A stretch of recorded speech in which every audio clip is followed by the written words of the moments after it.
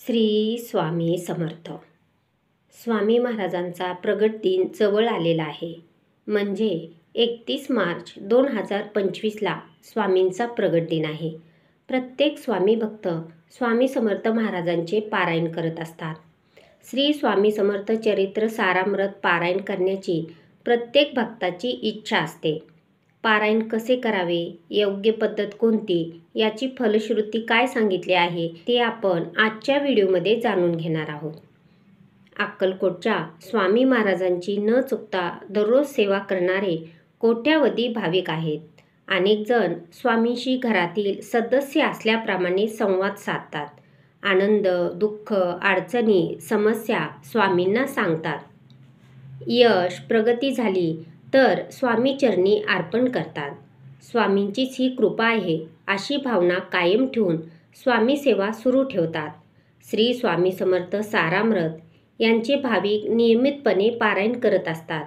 परंतु ज्यांना पहिल्यांदा पारायण करण्याची इच्छा आहे त्यांनी सर्वप्रथम याचे नियम, पारायण करण्याची योग्य पद्धत, पारायण कसे करावे आणि पारायणाची फलश्रुती काय आहे ते माहीत नसतं. ते आपण आजच्या व्हिडिओमध्ये पाहूया.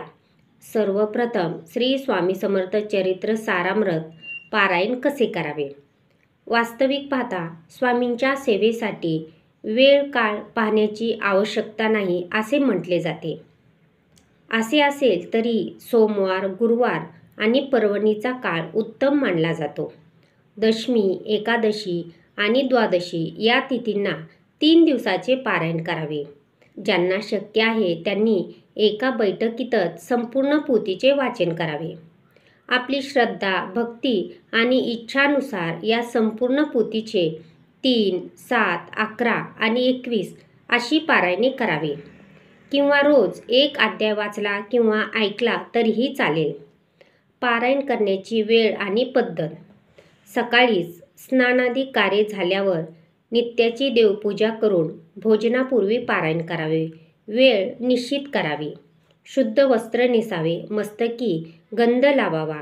कुलदेवता, इष्टदेवता, गुरुदेव आणि श्री स्वामींचे स्मरण करावे.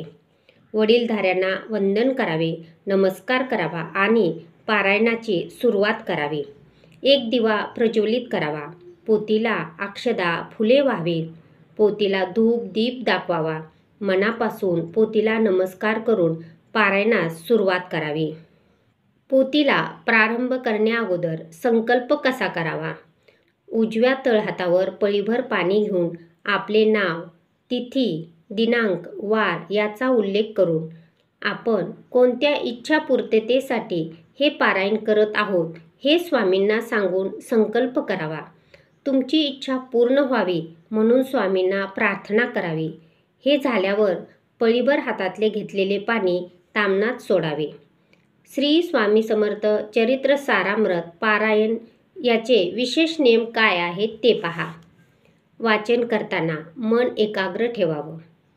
इतर मनातील विचार दूर ठेवावे. शब्दाचा उच्चार योग्य रीतीने करावा. वाचनाचा अर्थ समजून घेऊन त्याचा विचार करावा. पारायण करताना भक्तिभावाने वाचन करावे. पारायण काळात सदाचाराने राहावे.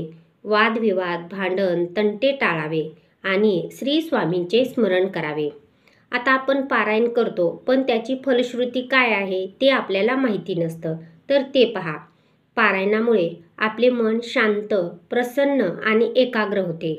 नकारात्मक विचारापासून आपली मुक्तता मिळून सकारात्मक विचारसरणी विकसित होते.